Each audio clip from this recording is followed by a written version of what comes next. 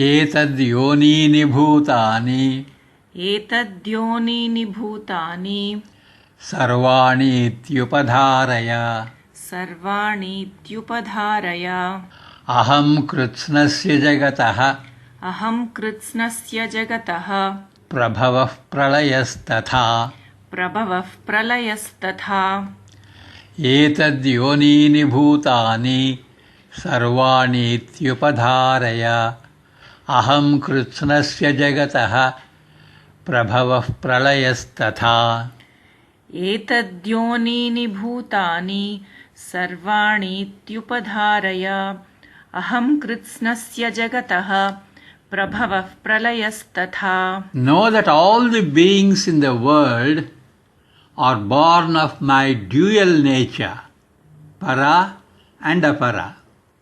I am the source of creation of the entire world. I am also the source of its dissolution.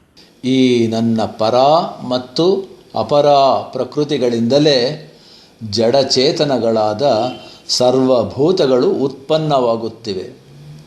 ನಾನು ಸಮಸ್ತ ಜಗತ್ತಿನ ಸೃಷ್ಟಿ ಮತ್ತು ಪ್ರಳಯಗಳಿಗೆ ಮೂಲ ಕಾರಣನೆಂದು ತಿಳಿ.